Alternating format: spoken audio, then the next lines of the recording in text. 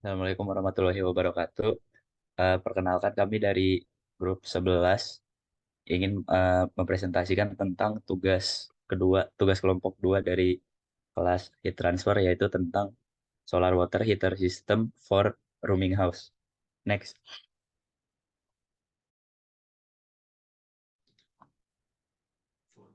Ya, untuk kebutuhan sistem digunakan untuk kosan di Kota Depok. Penggunaan untuk 1 sampai 2 orang dan pemakaian per hari 24 liter untuk memasak dan mandi. Perhitungan desain hanya untuk satu kamar kos.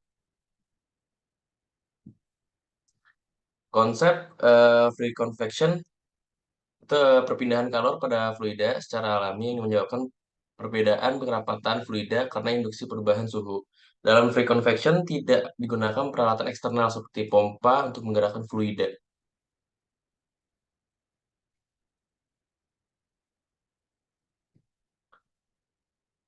Sistem ini tidak membutuhkan peralatan mekanis untuk menggerakkan air. Em, Kolektor surya em, berfungsi untuk menangkap panas dari matahari. Pemanasan air dialirkan melalui kolektor surya dan menyerap panas. Perubahan densitas akibat peningkatan temperatur pada air akan menyebabkan sirkulasi natural pada sistem. Penyimpanan air yang sudah dipanaskan akan disimpan di tangki penyimpanan untuk kebutuhan nantinya.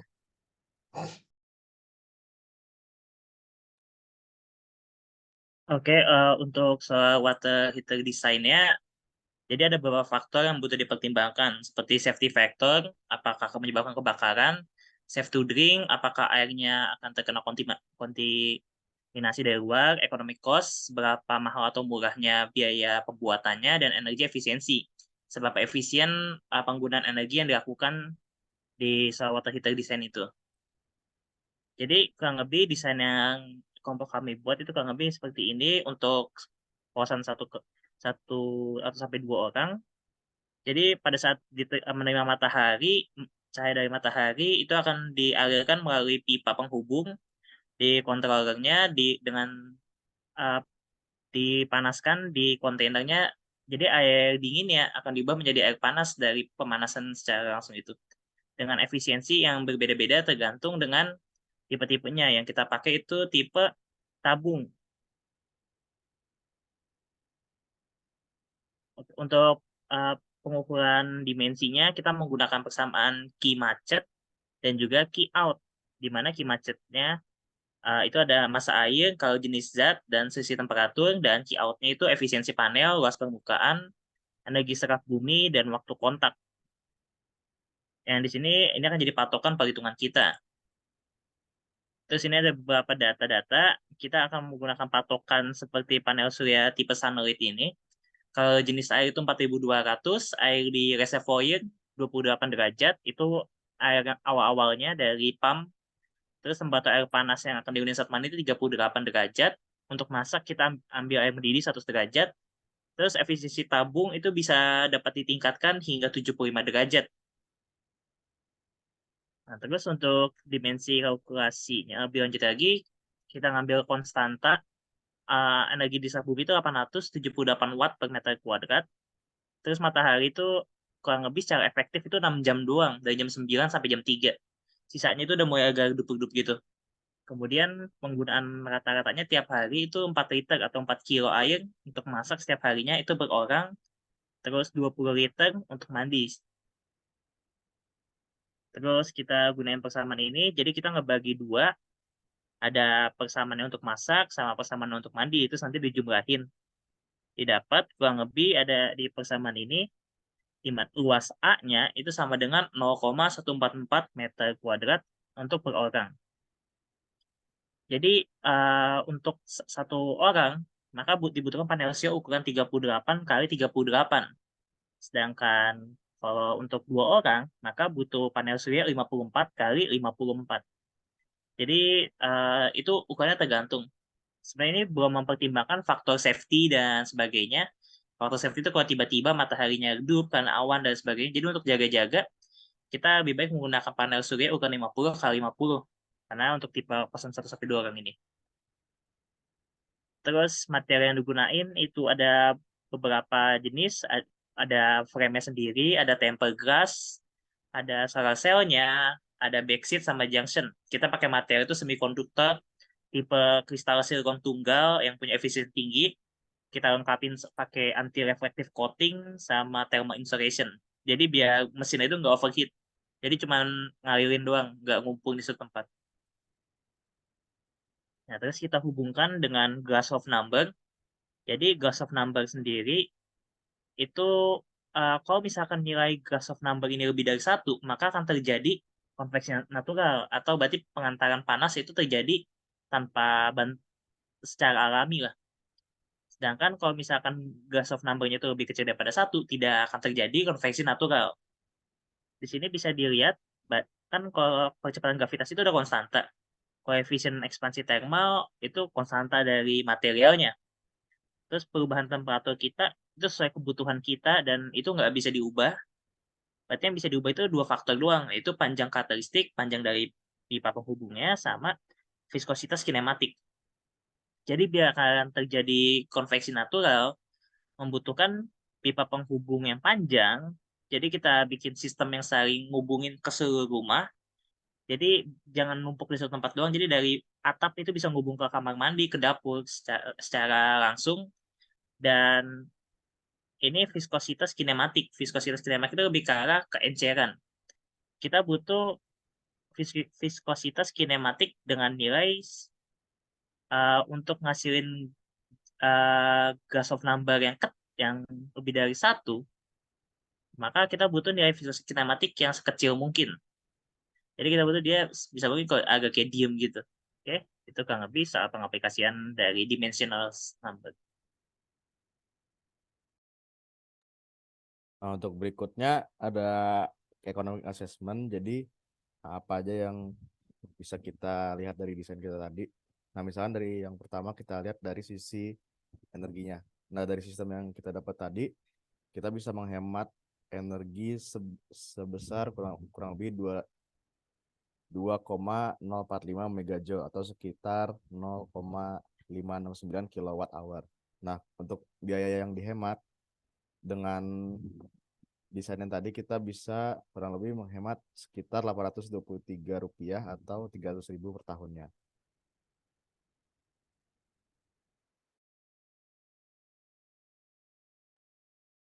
Boleh next.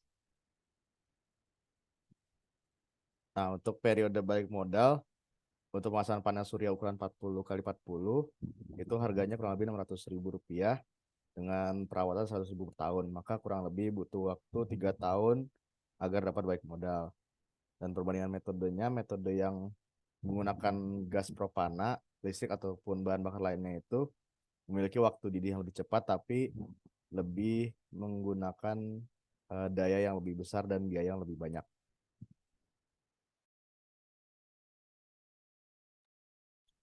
Nah, bagaimana untuk optimisasinya?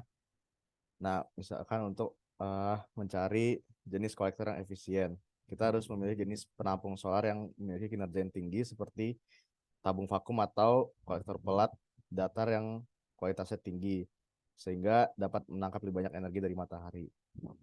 Nah, untuk penempatan yang optimalnya, kita bisa nempatin kolektor di lokasi-lokasi yang mendapat paparan matahari yang durasinya paling lama dan pastiin nggak ada hambatan-hambatan kayak peneduh atau pohon atau bangunan lainnya.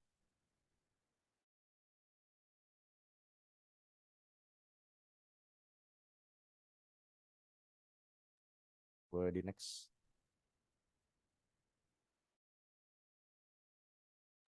Nah, untuk insulasinya, insulasi yang bisa kita pakai di tangkinya itu untuk meminimalisir kekurangan kerugian energi panas selama pengangkutan dan penyimpanan air. Kemudian kita bisa pakai eh, metode pengendalian suhu untuk mencegah overheating karena dapat menyebabkan energi yang berlebih yang tidak tidak akan kita gunakan juga. Kemudian kita bisa memonitor performa dari sistem dengan melacak kinerja sistem dan penghematan energinya dari waktu ke waktu.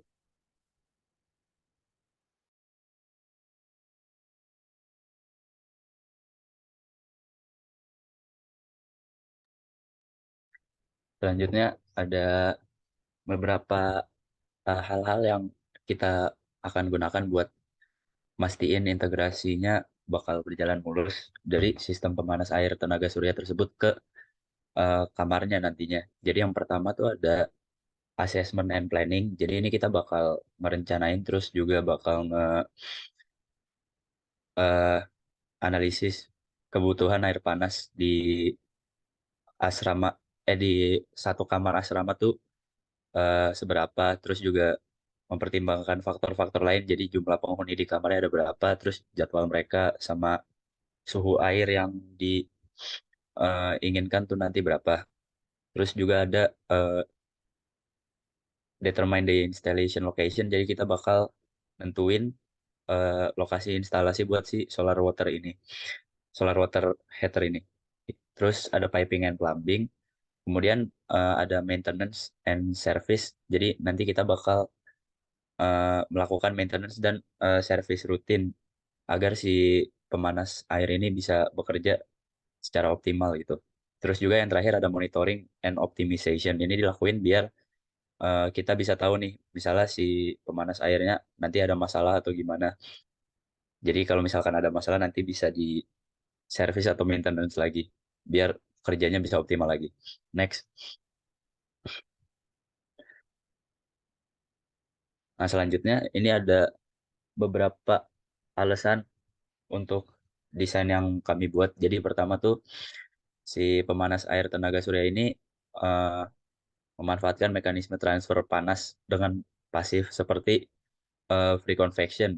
Jadi mereka tidak akan memerlukan input energi tambahan untuk mengalirkan air panas nantinya. Kemudian eh, si solar water heater system ini bentuknya tuh bakal simple, jadi nggak terlalu rumit dan juga bisa bakal reliable.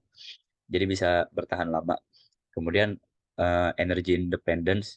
Energy independence di sini artinya si pemanas air ini itu bisa beroperasi bahkan selama pemadaman listrik. Jadi kalau misalkan di lokasi tersebut lagi ada pemadaman listrik, si pemanas air ini masih tetap bisa bekerja. Kemudian eh, energi konsumsi yang dibutuhkan dari pemanas air ini termasuk sedikit. Jadi kita bisa bilang eh, pemanas air ini memiliki minimal energy consumption. Kemudian yang terakhir itu temperatur distributionnya bakal jadi lebih konsisten karena di sini kita pemanas airnya menggunakan prinsip free convection. Nah, free convection sendiri itu bisa menjaga suhu dalam tangki penyimpanannya begitu. Next.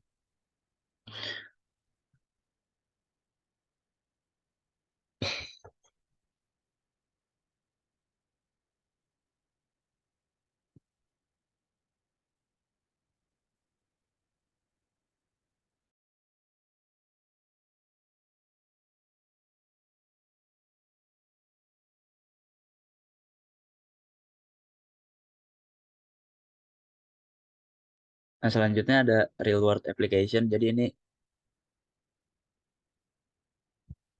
balik ke slide sebelumnya, belum.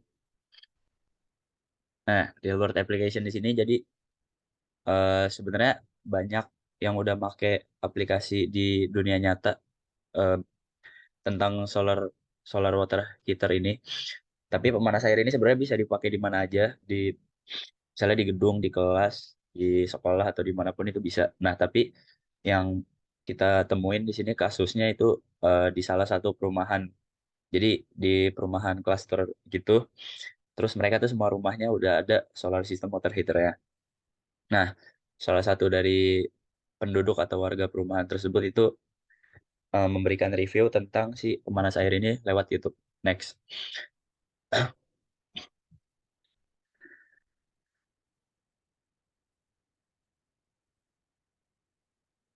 Nah, kemudian ini benefits dari si solar water heater system ya. Jadi ini beberapa keunggulan yang udah dirasain sama penggunanya.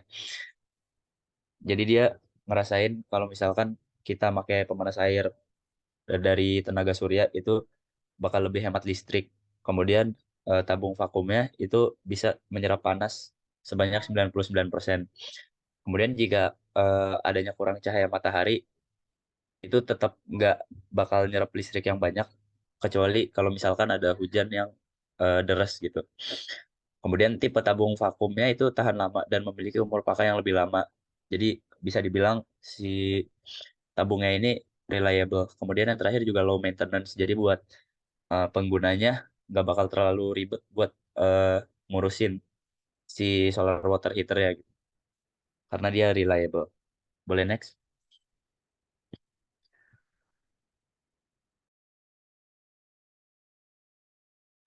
Nah, yang terakhir ada conclusion atau kesimpulan dari presentasi ini. Jadi yang pertama, penggunaan energi bersih dari panas matahari, kemudian adanya investasi yang baik buat jangka panjang nantinya. Kemudian air panas bisa tersedia kapanpun, kemudian efisiensinya juga tinggi dan perawatannya yang mudah. Mungkin sekian presentasi dari kami, kurang lebihnya mohon maaf.